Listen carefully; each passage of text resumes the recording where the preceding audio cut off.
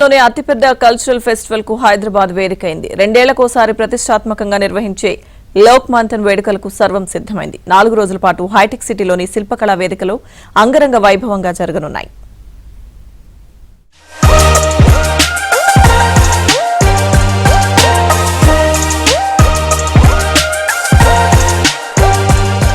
అంతర్జాతీయ సాంస్కృతిక మహోత్సవానికి హైదరాబాద్ ఆతిథ్యం ఇవ్వనుంది. భారత సాంస్కృతిక వైభవాన్ని చాటి చెప్పేందుకు సిద్ధమైంది.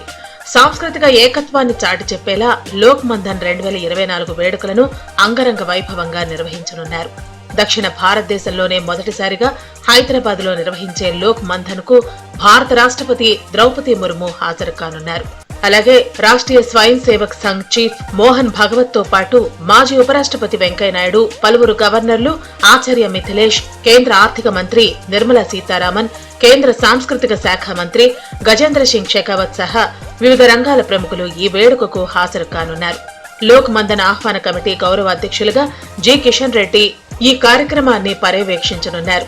మన భాష, మన సంస్కృతి, మన కళలు 4 రోజుల పాటు నవంబర్ 21 నుంచి 24 తేదీల వరకు 4 రోజుల పాటు శిల్పకళా వేదికలో జరిగేటువంటి ఈ అద్భుతమైనటువంటి కళా ప్రదర్శన, అన్ని కళలు, అన్ని విధములైనటువంటి యాసలు, అన్ని జీవన శైలులు అన్నింటికీ ఒక ప్రతిబింబముగా ఉండేటువంటి ఈ కార్యక్రమం భారత రాష్ట్రపతి ముర్ము గారు ప్రారంభించబోయి ఇంకా అనేక మంది మహనీయులు పాల్గొనేటువంటి ఈ కార్యక్రమంలో పిల్లలతో, బంధువులతో, మిత్రులతో అందరితో కలిసి మనం పాల్గొనాలి. దేశంలోని జానపద కళాకారులు అందరినీ ఏకం చేసి వారి ప్రతిభా పాఠవాలు నైపుణ్యాన్ని ప్రదర్శించే వేదికను ప్రజ్ఞా ప్రవాహ్ అనే సంస్థ ఏర్పాటు చేసింది. లోక్ మంథన్ అంటే జానపద మేళ. దేశంలోని వివిధ ప్రాంతాలలో నివసిస్తున్న ప్రజలందరినీ ఏకం చేసే గొప్ప కార్యక్రమానికి ఈ లోక్ మంథన్ నాంది పలికింది. మొట్టమొదటిసారిగా 2016లో మధ్యప్రదేశ్ రాజధాని భూపాల్లో లోక్ మంథన్ కార్యక్రమాన్ని ఘనంగా నిర్వహించారు. ప్రతి 2 ఏళ్లకోసారి ఒక్కో రాష్ట్రంలో ఒక్కోసారి నిర్వహిస్తూ వస్తోంది. జార్ఖండ్ రాజధాని రాంచీ, అస్సాంలోని గౌహతిలో ఈ వేడుకలు నిర్వహించారు. ఆ తర్వాత కరోనా కారణంగా 2020లో నిర్వహించాల్సిన లోక్ మంథన్ వేడుకలను రద్దు చేశారు.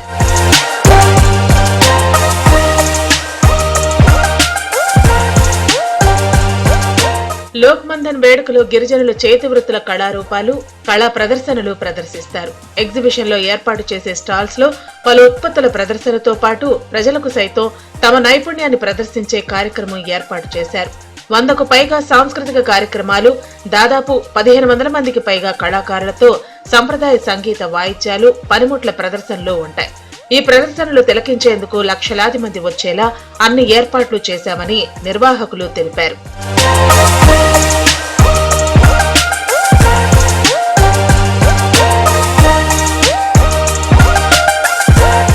భారతదేశ సాంస్కృతిక ఏకత్వాన్ని చాటి చెప్పేందుకు కాశ్మీర్ నుంచి కన్యాకుమారి వరకు వివిధ వృత్తులు, రంగాలకు చెందిన కళాకారులతో పాటు ప్రపంచవ్యాప్తంగా ఉన్న సాంస్కృతిక భారతీయ వారసత్వానికి చెందిన వారు కూడా వచ్చి ప్రదర్శనలు ఇవ్వనున్నారు.